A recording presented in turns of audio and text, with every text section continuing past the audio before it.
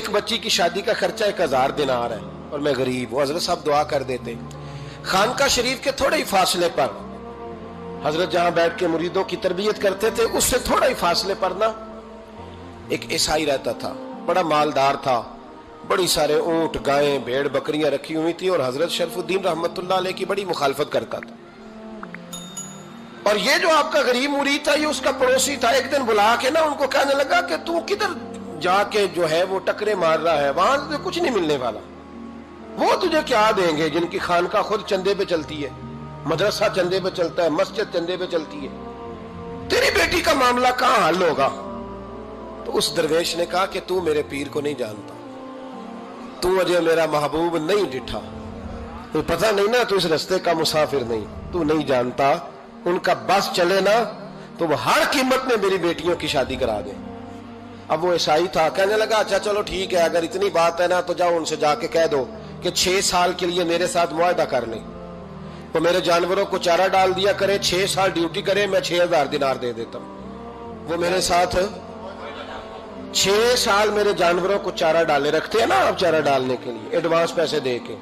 اب تو لوگ شرف الدین کے بارے میں وہ کہنے لگا جا اپنے پیر سے جا کے کہہ کہ میرے جانوروں کو 6 سال چارہ ڈالے, میں 6000 دے دیتا ہوں, تو جو کہتا ہے ہر قیمت پہ جانے کو تیار ہے.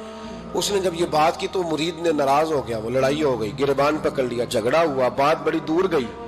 اس طرح کی بات کرتا ہے میرے حضرت کے بارے میں, تیرے جیسے کئی میں وہاں کام پہ رکھا دوں. جب وہ بڑی بحث ہوئی, بات محلے میں علاقے میں پھیل گئی, دنیا نے سن لی تو شیخ شرف الدین تک بھی پہنچ گئی. اس طرح جھگڑا ہوا ہے. لوگ سو گئے عشاء کی نماز کے بعد. حضرت صاحب نے نا سر پہ کپڑا لیا, اس عیسائی کے دروازے پہ دستک دی, وہ باہر آیا, فرمانے لگے لوگ تو سوچ سمجھ کے ملازم رکھتے ہیں, تو نے بھی تو سوچ ہی لیا ہوگا تبھی تو مجھے آفر کی ہے. تو اپنی آفر پہ قائم ہے, واقعی مجھے رکھ لے گا اور 6000 دینار دے دے گا؟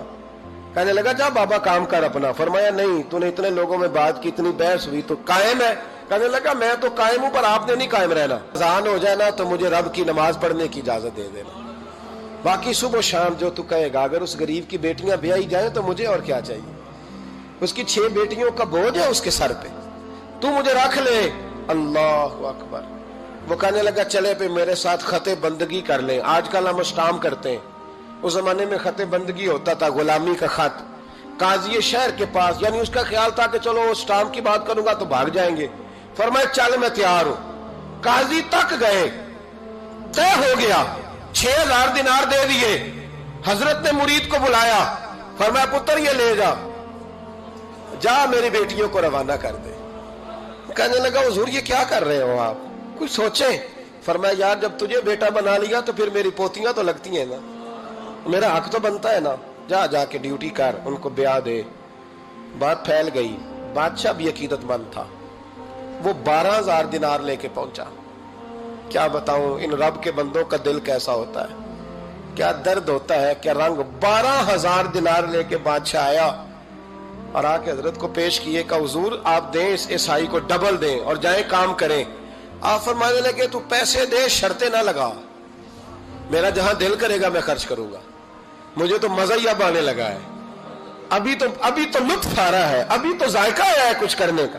پیسے دینے ہیں تو دے, پابندی نہ لگا, جہاں میرا دل کرے گا میں. اس نے کہا حضور ٹھیک ہے رکھ لے. حضرت نے فجر مسجد میں پڑھی, جیب میں 12000 دینار تھے. اعلان فرمایا بھی کسی اور کی بیٹی بھی بیٹھی ہے تو پیسے میرے پاس ہیں. وہ 12000 دینار بھی بانٹ دیا, اور 12000 دینار بانٹ کے نا تو پھر چلے گئے کھیت میں چارہ کاٹنے. اس عیسائی کو کسی نے بتلایا کہ ان کے پاس تو 12000 آیا ہے پر تجھ سے جان نہیں چھڑائی انہوں نے, کہ وعدہ یہ ہوا تھا کہ 6 دیں گے تو جائیں گے, جب تک دیں گے نہیں تیرے گھر میں کام کریں گے.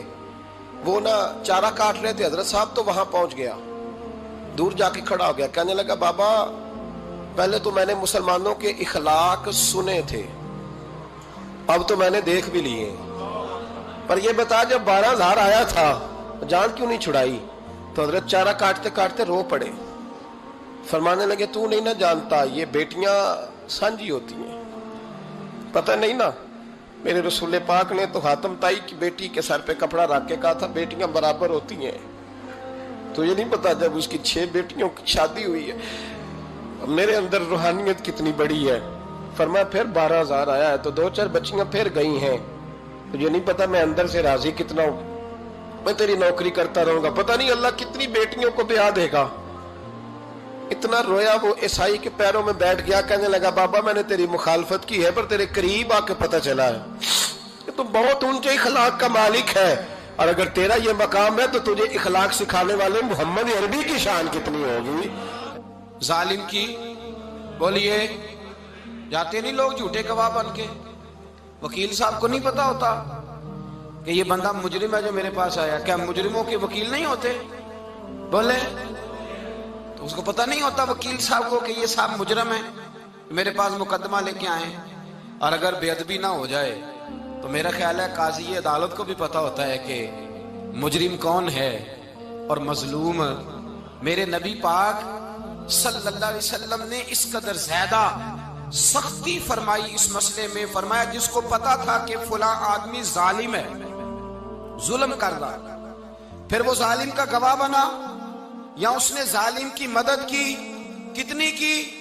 شارحین لکھتے ہیں چاہے اس نے ایک جملہ بول کے کی، چاہے ایک، سارے بولیے، چاہے ایک غریب کو اس نے ظلم کیا تو کہتے ہیں علاج یہ سی، چاہے ایک جملہ بول کے کی، شارحین اس حدیث کی شرح میں لکھتے ہیں ایک جملہ بول کے چاہے مدد کی، جس بندے نے کسی ظالم کی مدد کی کسی مقدمے میں یا کسی صورت میں اور اسے پتا تھا یہ ظالم ہے، میرے نبی پاک صلی اللہ تعالی علیہ وسلم فرماتے ہیں اگر اس نے مدد کی، ابھی ظالم کی بات نہیں ہو رہی، ظالم کے مددگار کی بات ہو رہی، اگر کسی نے ظالم کی مدد کی تو حضور فرماتے ہیں خدا بھی اس سے بری و ذمہ ہے، رسول بھی اس سے بری و ذمہ ہے۔ سنبھال کے رکھے اپنی نمازیں، قربانیاں، حج، زکوٰۃ سنبھال کے رکھے۔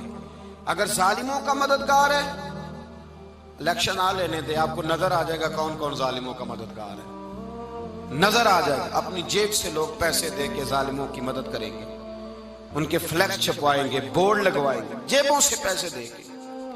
ہم نے خود آگ لگائی ہے چمن میں اپنے، بے سبب گردشی ایام کو الزام نہ دو، ہم نے خود نور کا ظلمت سے کیا ہے سودا، کر کے توہین سحر شام کو الزام نہ دو۔